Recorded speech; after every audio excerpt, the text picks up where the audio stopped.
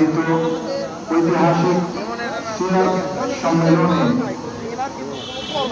রব্বুল কারীম আমাদেরকে কোরআন এবং সুন্নাহের আলোচনা বলবার এবং শুনবার মতো তৌফিক দান করেছেন। এজন্য মহান মালিকের দরবারে আমরা সকলেই শুকরিয়া গভীর থেকে অন্তর থেকে শুকরিয়া আদায় করে বলি আলহামদুলিল্লাহ। লক্ষ্যপতি দরুদ সালাম বর্ষিত মানবতার মুক্তির দূত আখির নামদার তাজুল মদিনা মুহাম্মদুর মুস্তাফা মুহাম্মদুর মুস্তাফা সকল বলি সাল্লাল্লাহু আলাইহি ওয়াসাল্লাম। সম্মানিত দিনী ভাইরা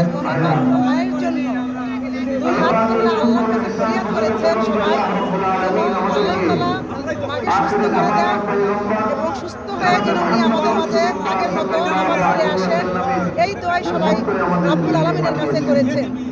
এবং আমাদের যে প্রিয় নেতা জনাব তারেক রহমান, আগামী দিনে বাংলাদেশের ভবিষ্যৎ, যাকে নিয়ে বাংলাদেশের মানুষের স্বপ্ন, আমাদের সেই প্রিয় নেতার জন্য এখানে দোয়া হয়েছে।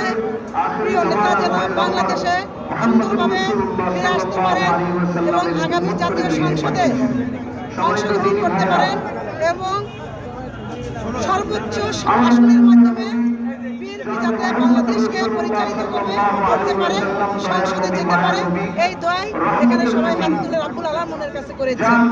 সবাইকে ধন্যবাদ, সবাই এখানে ছিলেন, সবাই দেখেছেন, সবাইকে ধন্যবাদ। আমাদের মাঝে সুস্থ হয়ে আমাদের মাঝে ফিরে আসেন।